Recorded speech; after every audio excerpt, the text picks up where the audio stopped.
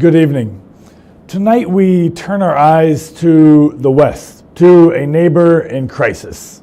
While the world watches the tragic events unfolding at our Cambodian border, the shootings, the landmines, the rapes, the broken treaties, there is a deeper, perhaps more dangerous tragedy occurring inside Thailand itself. There are many other topics that we could choose to talk about tonight, many more enjoyable topics. But this is essential to talk about. This affects the entire region. This affects civilians all across the region. This affects economies. This affects supply chains. So we're going to talk about it. As we look to the West, we see a nation that is rapidly losing its way. Thailand, the land of smiles, is being replaced by a frown of ultra-nationalism. Listen carefully. This is a very serious situation. We've seen over history ultra-nationalistic movements rise up. And it doesn't take an expert in history to understand what the eventual repercussions will be. Thailand's international reputation is in free fall as we speak. Its economy is bleeding. And its culture, which of course has many wonderful attributes, is now being hijacked by extremists who prefer conflict over commerce. So tonight we ask the hard question. What must Thailand do in the next 90 days to stop this self-destruction? First of all, let's look at the facts. Thailand is currently violating the basic tenets of international law. International law was put into place to protect the well-being of humankind, to give proper boundaries to both civilians and to governments so that the world can be a better place. First of all, there is the hostage taking. Thailand continues to hold 18 Cambodian soldiers as political prisoners, a move that the centrist Democrat International recently condemned as a gross violation of human rights.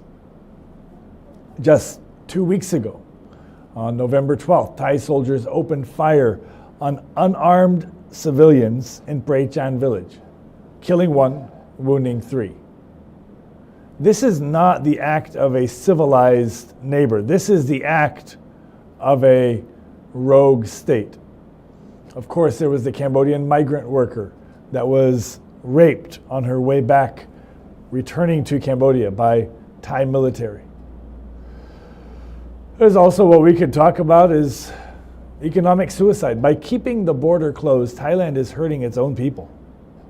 Tourism from neighbors and in the region and to Thailand has plummeted. In the border trade, which totals over $10 billion annually, has been strangled. But the most disturbing trend is cultural. We're seeing a rise in violent racism within Thai society. This is the most concerning aspect, ladies and gentlemen. Social media platforms are flooded with hate speech against Cambodians. Extremist groups, reminiscent of maybe the days of old when there were the yellow shirts, the red shirts, and are rallying. These extremist groups are rallying in Bangkok, demanding that the government scrap peaceful treaties like the MOU 2000. Reports have even surfaced of Thai extremist groups assaulting Cambodian migrant workers, the very people that have been helping build their economy. This racism is not just ugly. It is a strategic liability. It paints Thailand not as a modern hub of tourism, but as an unstable, xenophobic, racist backwater. So, what's the roadmap? This is what we would like to suggest. If Thailand wants to salvage its international standing and prevent its culture from being overtaken by these extremists, it must take 3 decisive actions within the next 3 months. First of all, stop appeasing the extremists and enforce the rule of law. The Thai government currently, and we'll see who leads the government later on, but right now, currently, third prime minister this year is led by Prime Minister Anutin. This government is currently hostage to its own radical fringe. They're afraid that if they make peace with Cambodia, the nationalists will protest. But a government that rules out of fear is no government at all.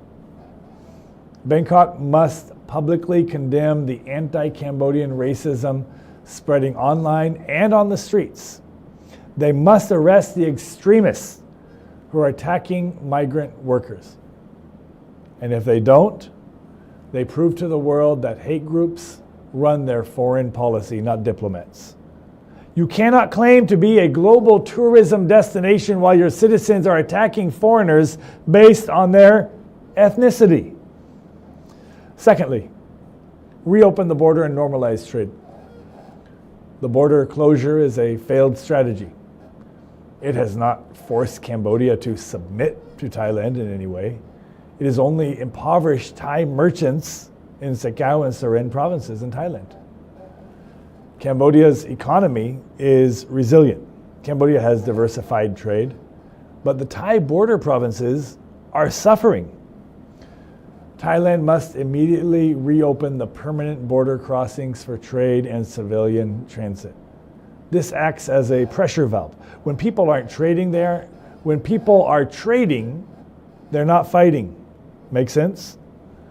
It defeats the extremist narrative that Cambodia is the enemy by showing that Cambodia is actually a partner in prosperity. Third, Thailand needs to return to the table. Thailand unilaterally suspended the peace deal brokered by the US and Malaysia. This was a diplomatic insult to ASEAN and President Trump.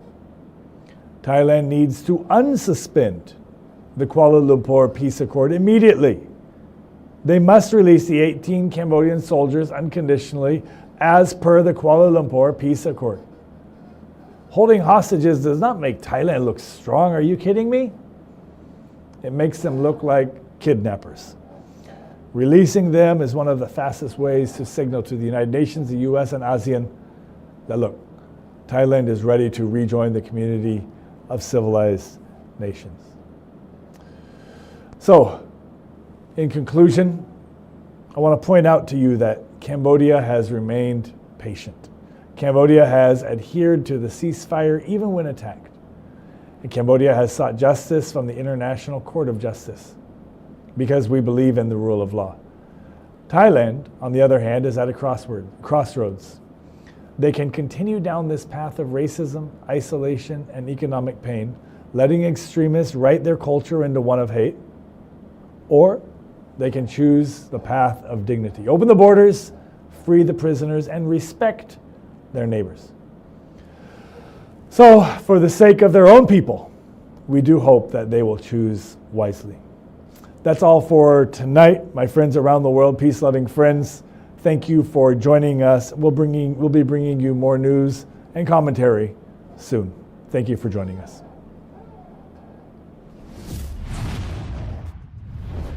ត្រយ៉ងនាំសារពិតគ្រប់ទីកន្លែង